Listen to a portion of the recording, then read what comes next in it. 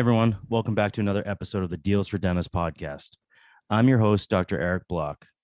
Through these podcast episodes, I'll be interviewing dental professionals and companies and aim to inspire, entertain, and educate you on the best tools and technologies out there. My goal is to help make your practice and career more profitable, efficient, and most importantly, more enjoyable. Hey, everyone. Welcome to another edition of the Deals for Dentists podcast. And today we are joined by Kianor Shah. And Kianor Shah is a practicing dentist and entrepreneur from Palm Desert, California. Is that right? Correct. Hey, man, thanks for joining us. Thanks for having me, Eric. It's an honor. So I asked for a short bio, but for you, I don't think that's possible because so I did my best to shorten it up because my man here has way too many accomplishments and credentials, and it would take up the entire episode. So I have here that he's a traveling healthcare provider. He's practiced in more than 300 offices. And as a businessman, Dr. Shah has built numerous co-brand, private label, and peer-to-peer partnerships in the healthcare industry. He has a BS, a DMD, an MBA, FICOI, FIADFE, MICOI, FCII, FPKP, FICD, DICOI, DIDIA, but I actually just shortened those up to BA for badass. So thanks for joining us, my man. Thank you so much for having me. I saw a really cool quote on your website. It said, "A dentist is a lifetime professional commitment, part artist, part architect, part entrepreneur, part physicist, part surgeon, part businessman, part therapist, and part community friend." And you are so true. And we do not learn these things in dental school. We don't learn it until we're out of dental school. Yes, Eric. Half the equation, as you may know, and it's not just your manual dexterity and your photographic memory and those things that enable us to be better clinicians, but the other half is your business acumen to run a successful practice or to be able to reach your retirement age sooner. And unfortunately, we don't learn that in school, perhaps by design, but it is a necessary evil that we have to be able to be good doctors as well as good business leaders. Kianor, I actually, I'm what you said right there is so right on that you have to think about retirement and early on in your career. And I didn't really think about it. I'm 46. I actually didn't have a plan or goals until maybe just a few years ago. Do you recommend that young dentists, especially getting out of school, have goals set up, have a retirement plan? And what about business training? Where can they go for business training that we don't get in dental school? For the first part of the question, yes, when we are younger, we don't think far ahead. The younger you are, the more risks you take in life. But there used to be a system for dentists to come out of school, join a senior colleague, learn the hoops, make the mistakes, pick up on tips and tricks, and then eventually purchase the practice out of that scenario. And on and on we go as we pass our batons from one generation to another. While we were doing all that, we were taking care of our communities, taking care of our patients, our families, our duties as doctors. All these third parties have come in and they have messed up this equation, the equilibrium, the harmony in the healthcare industry. You know, they didn't used to be around for thousands of years. Now they're everywhere. Insurance companies, management service organizations, big pharma, lobbyists, government regulators, accreditation boards, and all of this stuff. So we have to re-innovate ourselves. These young guys are being pulled in hundreds of different directions. These third-party parasites are unprecedented in the healthcare industry. So we have to stick together and we have to re-innovate because the equation has changed. They're coming out from profit and non-for-profit institutions with hundreds upon hundreds of thousands of dollars of debt, some of the specialists in a million. And to dig out of that hole, on the other side of the equation of being offered 20-30% of collection is absurd. They'll never be able to retire, get a home, get married, have kids, all those things that sort of were indirectly promised to us while going through professional school. On the second part of your question, first of all, I'm a very open guy. I can tell you, just dental, the medical, dental, optometry, those schools are first of all to blame. Plus, in addition to the accreditation bodies, how can you possibly forget to put half the equation into the curriculum and expect these guys to have any kind of success when they come out? So it's by design. These changes are all by design. What do these third parties want? They want control of us. They want more for themselves and less for everybody else at the expense of patients and doctors. And you hear about these problems in groups and nobody's doing anything about it. So we decided to step up to the plate. Where do you get good business training? You can go do an MBA, a regular MBA anywhere, and learn about finance and accounting and legal. I've done one in international business. Half that stuff they thought were useless to me. Or you can go to a tailored program for doctors, which we have instituted now at the Universal School of Health. It's a doctorate of business administration with an emphasis in healthcare. What we do there is we're saying, hey, this equation has been messed up worldwide. It's not just here in the United States, it's all over the place. The healthcare business is a wreck. You got entities like insurance companies and industries, the insurance industry that as an entirety is a $5 trillion business now that is a waste of resources, where you have a bunch of unlicensed people pushing paperwork back and forth that relate to diagnosis of the patient. Complete waste of resources, nothing to do with patient care. So in order to correct this equation, we need ideas from our colleagues. Our operations are doctors only. You bring us your ideas on how you can use, for example, technology to create a better system to give to governments and employers so we can make these insurance companies obsolete. The number one problem we have are them interfering with diagnosis, which you can't have that. It's direct interference with the patient-doctor relationship. So we have to bring us your ideas, and what we're saying is we will bring them to life. Within 2 years, you earn a doctorate of business administration, a second doctorate next to your name. You get access to our entire networks in over 120 countries now and growing. And we will go through that program with you step by step. And as a final thesis, you will prepare the business plan with our help. And then after you get done with us, you can go to any financial institution or other ways of getting you enabled to be able to live that dream and bring these. We cannot win by fighting the old. We have done that for the past 40, 50 years. It's not going to happen. We got to bring the new that makes the old obsolete. That's how you confront the undesired. So that's where we are at. You can get good education by either going to an MBA school, or you can find a tailored program that caters solely for the purpose of doctors. So you know, in our program, we have things like personal finance or investing or research and development or innovation, how to file patents, how to, do a lot of things that are not taught to us. So by the time you get done with this program of ours, you're going to be a super businessman with the means and access to what you need to get the job done. And this is called the Universal School of Health? You can learn about the DBA, Doctor of Business Administration, at the universalschoolofhealth.com, and we will begin this program in 2022. It's limited seats, so we have to have sort of a letter of intent of what is trying to be achieved.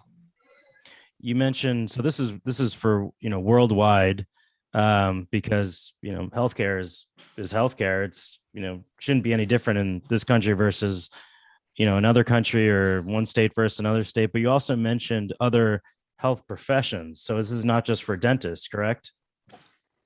Yes. So the Universal School of Health has a faculty of pharmacists, optometrists, chiropractors, dentists, medical doctors, medical philosophists, 6. That's where the name derives from, the HEX Commission, which we instituted. And yes, they first came for optometry, then they came for pharmacy and medical. Now they're coming for dental. And at some point, somebody's got to stand up and say, hey, you're one big family. Regardless, Eric, this is what was very important. We're a family. The doctors are one big family, and families stick together. When we have disputes, we have agreements, we have sometimes ugly fights. But when there are external forces that come in, families tend to stick together, and we need to stick together to fix this. The healthcare industry should be ran by healthcare professionals, devoid of all third-party influence. It's called autonomy and benevolence. That's what they taught us, and it can only be achieved sustained in a sustainable fashion if all doctors come together. We are a lot more powerful. We have the assets, we have the work ethic, we have the brains. The public actually respects us. So if a fraction of us even came together, the third parties would have limited influence over healthcare industry. These third parties that you mentioned, and external forces like lobbyists, government, boards, insurance, they're not just they don't just affect dentistry, they affect all health professions. And these are, like you had mentioned, these are non-licensed entities, and really should be run by by healthcare professionals. So we have that. Not only dentists should be a family, but all, like you're mentioning, all healthcare professionals, because we have that in common. Trying to give our best patient care against these this battle against external forces. But we also have in common is that we come out with minimal to zero business training, and dentists, chiropractors, optometrists, some of these other health professions. It's we have these rare professions where we can have a very successful business with absolutely zero business training, and it's can be very overwhelming for a dentist or some of these other health professionals to come out and have to be HR, marketing, be a leader, deal with insurance and overhead. Meanwhile, we come out of school and I can barely do a class 2 filling. And we didn't even learn how to talk to patients. I learned to talk about the patient and over the patient. It's like the patient wasn't even there in dental school, and then you have to learn how to wow the patient with this great patient experience. So it's not just dentists, but other health professions. But your universal school of health idea, I think, is awesome, because it also gives dentists and other health professions, it opens doors for other things, other than just like dentistry. I have dentists reach out to me and they're just burned out, but they don't have any other training or any other skills. All they know is dentistry. So you're offering them some other skills to actually open some other doors and have something else other than just dentistry going on. Yes, very correct. But we have a lot of doctors that are lawyers, accountants. They like to explore other things. They're innovators. The dentists are among the most innovative people on this planet. If you look in history of what we have done, but again, there are a lot of physician entrepreneurs. There are a lot of different. So yeah, they have other dreams. We want to enable those dreams, and then and at the same time help doctors across the spectrum of the industry. You had mentioned something about the conventional wisdom. They come out of school. Can you go over that again? Because I want to touch up on that point. Yeah, it was at the part where I mentioned that we come out of school and we don't know how to talk to patients. We don't know how to run a business with marketing or HR, staff, be a leader, any of that stuff. We just know the bare minimum clinical skills. You said external forces. That's what the external forces really want. The only way they can control the most lucrative industry in the world, which is healthcare, is to control the doctors. But the doctors have an inherent conflict, which is known as the Hippocratic oaths, to put that before any other party. In the United States, we have freedom of speech. It's no different. The obligation that we have to exercise autonomy, and autonomy is a very broad word. You got to look up the definition of what it means. And yes, by exercising autonomy and benevolence, and having each other to train each other, to do business with each other, to communicate with each other. I wouldn't even take third parties serious in my office. And I want to argue about the fact that you come out with all of this debt. The only way you can dig yourself out of that debt is when you own your own practice or you're the majority equity owner. They steal our equity in the middle of the night. Their excuse now is you're increasing access to care. Doctors are in debt.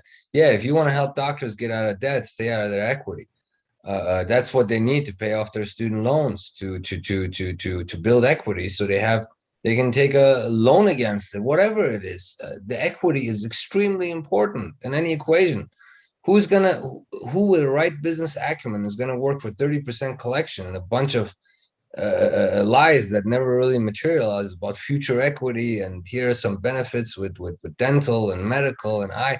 This is all nonsense. They're robbing us in the middle of the day, during the day, in the daylight, of our equity. That's our equity. I urge them, all the third parties, without any reservation, if you want to have an opinion in the healthcare industry, why don't you go to school for 20 years and learn what it's about? It's absolute hypocrisy for you to have any kind of opinion when you haven't treated a single patient, your entire life. Sorry, I'm a little passionate about the topic, but at the end of the day, uh, um, doctors should be running the healthcare industry. If it was a world where doctors were in charge, not the appearance of being in charge, but actually were in charge of making their own decisions, and nobody would interfere with diagnosis, and they wouldn't enter our operatories in our rooms, it would be a much better world. Oh yeah, and you mentioned that specialists come out easily with $1 million in debt, but even a GP, you come out with $400,000 in debt. You want to try to buy a practice, you get married, you want to try to buy a house. Even a GP could easily be at $1 million in debt. And I love what you're doing with trying to create this community, power in numbers, and all be a family. And can you explain doctor to doctor, what that is, and all about your Global Summits Institute? The doctor to doctor concept, which we call the doctor to doctor movement, you can find us on any social media with the hashtag doctor to doctor. The idea is very simple. It's our contention that we don't need any of them, that the healthcare industry will always exist with doctors and it will never exist without them. And that we essentially should not even give the time of the day to third parties who haven't gone through this kind of a program, who are not have no fraternity to healthcare whatsoever. So that's the premise. You have to be a doctor to participate. Number two is people misunderstand the top 100 doctors operation, which is now up to 600 doctors of more than 120 countries. Those that understand it appreciate the fact that we're trying to bring doctors together to create something that has never existed before. But through technology and to our bond, to our unbreakable bond, we can make this happen worldwide to a point where we have oversight over them, not the other way around. So one doctor to us, to this decentralized system, can be more powerful than all of them combined, every single doctor. That's the idea, and it needed to be done. So the top 100 doctors, top100doc.com is not about being better. We're all equals.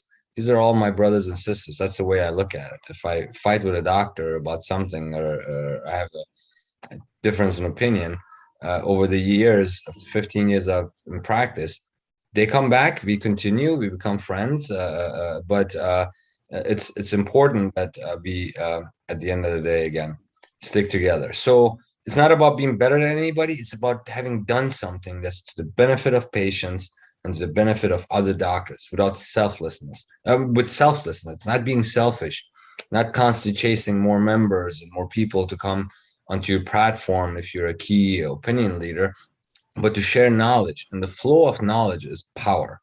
We need to be able to control, as doctors, the flow of knowledge, so these external forces don't insert a bunch of non-scientific nonsense, and assertions to steer us in the wrong direction, especially the younger kids coming out of school, and the amount of money and lobby these companies are putting in to wine and dine them, and sign them up for what ends up being a big mistake. I wish I had a body that I could go to 15 years ago when I was just starting out, to learn some of the mistakes I've made.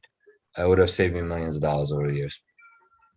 And the top 100 doctors, that is in over 120 countries. Is that right? Now it is.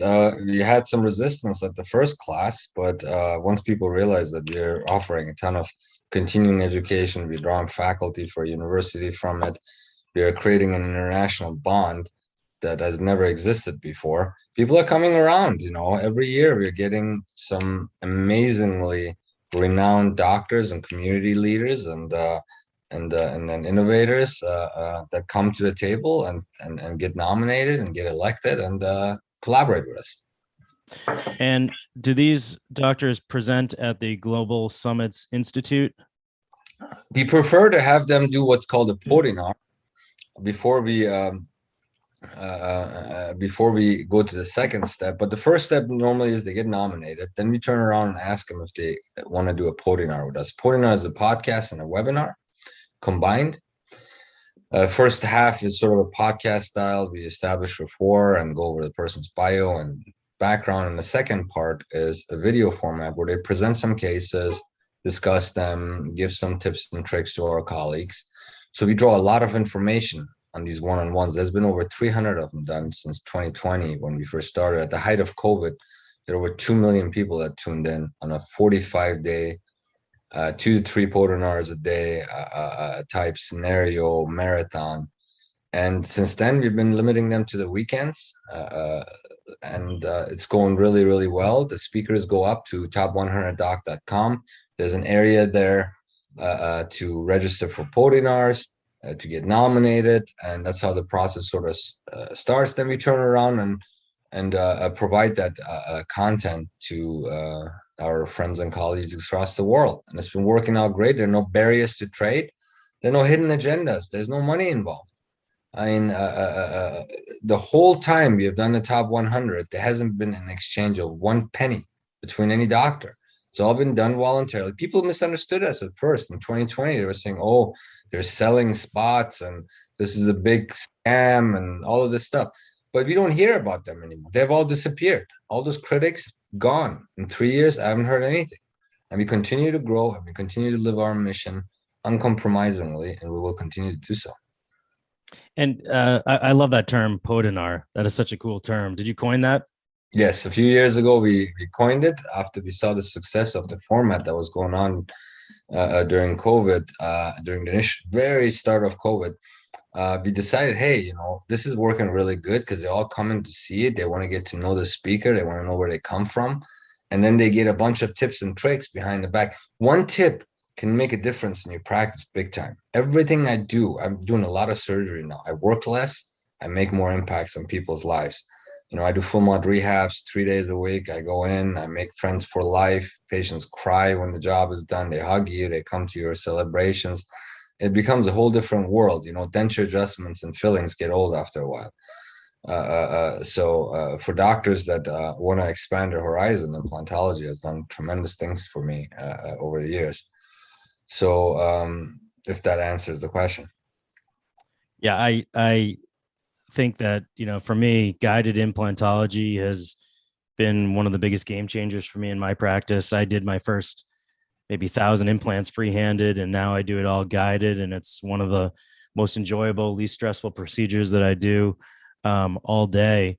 That's awesome. What guide system are you into now, Eric? Because some of them, there's a little bit of a discrepancy between the guide and the mouth. And for some, it has created problems. Some see certain guides as very invasive. What are you working with? So personally, I print my own and I just make a large pilot hole and then I freehand the rest. So for me, it's not fully guided. I have used fully guided, but for 90% of my cases are onesies, twosies, and I print my own guide and make a large pilot hole and then maybe 1 or 2 more drills and then finish, and I'm done in 40 minutes, and the patient is wowed. Love it. Half guide. I agree. A combo between guided and freehand is the way to go, in my opinion. I do a lot of guided surgery too, but on the full mod rehab cases, sometimes, they have to be so accurate in order for it to work, extremely accurate. But you have a little bit of leeway the way you're doing it, and that can be done very well if you plan it right with the CT. Speaking of implants, I saw your website, Universal Fastening Systems, which looked super cool, and I immediately thought of implants. Is that something that's going to be happening in the near future? And can Yeah, you it explain what started that with is? implants. It all comes out of implants. Everything came out of dental implantology. Or my lectures, my involvement with companies, key opinion leaders, dozen of them. They all came out of implantology. So for those that have ever had any interest in wisdom teeth extractions or extractions, I highly recommend you should look into it because only about 10% of doctors are placing them, and there's unlimited demand. You'll be busy. So that the universal fastening system is a particular system that I developed because I've been playing for 5 years in my head now on how I can change the angulation problem that we face because the labs hate it. The clinicians hate it. You end up with access holes in aesthetic areas. It's hard to get broken screws out. You get pumping at the neck, periimplantitis, perimucositis due to bacterial ingrowth and eccentric movements. You have so my idea was to create a system that is only accessible and always accessible to the lingual, and it's inside the crown where you do the fastening, not at the neck. So the vibration forces are not on that specific area where we know bacteria to grow in, which is at the bone level, but they're more above the gum line. And access is easy, and you can recover your compromised components. It's the first time there has ever been a fastener made that is based on a gear and wheel system that allows you to increase your access and your angulation of the ones from Nobel and Horizon, Nobel and Straumann that do a 25-degree angle change. They have a certain screwdriver that connects to the head at an angle, but with those kind of scenarios, stripping is always an issue and recovery of compromised components. If something goes bad, you got to bust that whole axis open to get to it. You got to use a round burr, and then you strip that, and then you got a real disaster on your head.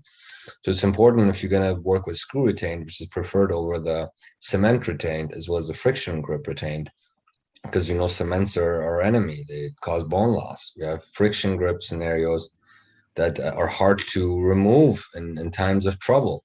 So screw retained, I believe, is the way to go. And if you had a better access and you can seat your prosthetics and take them off in, say, seconds or minutes, versus the hours and hours we spend on taking prosthetics on and off, cleaning them, having thousands of angulation issues between all on X scenarios with most systems. I think this option of being able to seat your prosthetic rapidly, have access from the lingual, have more buccal porcelain for aesthetic emergence. Those things are very important. So that's my hobby on the side. It's been a very important. But again, we are innovators. That's what dentists do. So my suggestion is, if you want something else and you're getting burned out on dentistry, always have that in the back of your pocket. You will leave this earth as a dentist or as a doctor, but you can explore and expand your horizon by going out and innovating. How do you innovate? Where do you even start? Whatever is bugging you every day when you go to work or when you're doing a procedure and you're like, man, I hate the way my teeth are marking up when I check the occlusion. Is there a better way I could mark up teeth than this bite paper? Then you start thinking, how could I do that? What has somebody overlooked something? Where do I go? What are other industries are doing? Let me look at other samples. Maybe I come up with an idea. That's how it starts. Identify the problem that annoys you. Start looking at solutions. Don't drive yourself crazy. If you don't come to a solution after a while, find another problem. And that's how you will end up one day with another business that may supplement your clinical practice or allow you to go different ways in life. Yeah, I heard a quote or a story from a serial entrepreneur that he just throughout his day, he goes just any pain point from the time he opens the car door to the time he goes to bed, anything that annoyed him during the day, any pain point, he tried to figure out how can I make this more efficient and better and less stressful. So I think that's awesome. And I love what you're doing with the um, the universal fastener, because I try to avoid cement whenever possible with implants. Screw retain for me is the way to go. But you're sometimes limited, especially some anterior cases or on four cases. So you actually, I know this is just audio right now, but you showed me your fastener. It was amazing. It was like a 90-degree coming from the lingual. Amazing. And you're not dealing with the 25-degree thing with that ball. I know the screwdriver that you're talking about, it looks like a ball. This was 90-degree. Is this something that you're gonna patent? And if so, what is that process like? For patent spending on that right now, there has not been, when we conducted our patent search, there was nothing remotely close to it. So we're pretty confident we're gonna proceed well. Development of such a product is quite complex. You have FDA, you have your IP scenario. You have a lot of regulatory hurdles to jump when you go into the healthcare industry. But the fact that the wheel and the gear mechanism of driving fasteners has never been innovated, this has applications in every industry utilizing fasteners, which means pretty much all industries. As you know, outside of glues, screws and fasteners and nails are what holds our entire civilized world together. Be it cars, be it planes, be it so these engineers have gone in the same thought process that we went in when we started replacing implants and restoring them. They, in their belief, you only can place fasteners, screws, if you have a straight line access. So you put a Phillips screw on it, and that's a horrible idea because no matter how you look at it, when a Phillips screw goes into the center and it has stripping possibilities, too much, very quickly. Some companies lose so much in screws that they're wasted, especially specialized organizations. So the Phillips was the best thing they've come up with, and then nothing since, no major innovation since the Phillips screwdriver. And you go in and you look at furniture, the aesthetic problems with these screws, security problems, as I've shown you on the video, you can watch it on universalfasteningsystem.com. You see that we can hide these. So there's an extra layer of proof. You can restore the aesthetics real quick. It's tamper proof. So it could be used in cars. It could be used in furniture, airplanes, defense. Down the list it goes, and we're looking at all those opportunities as well. The mere fact that the wheels on the outside and an internal hex on the outside give you a dual connection and make it almost impossible to strip. The fastener head would snap off at any dimension before the fastener strips, because the wheels are wave shaped, and as you know, wheels jump. They do not necessarily always strip. So we are also in that front trying to solve a major problem for fasteners that tend to strip in other industries. And this all came out of dental, came all out of implantology. It's years and years of thinking, trying to solve a. I've ran every scenario I could through my mind with ball shapes, movable joints, but it has to be simple because simplicity is the ultimate sophistication, and that's where I'm at with it right now.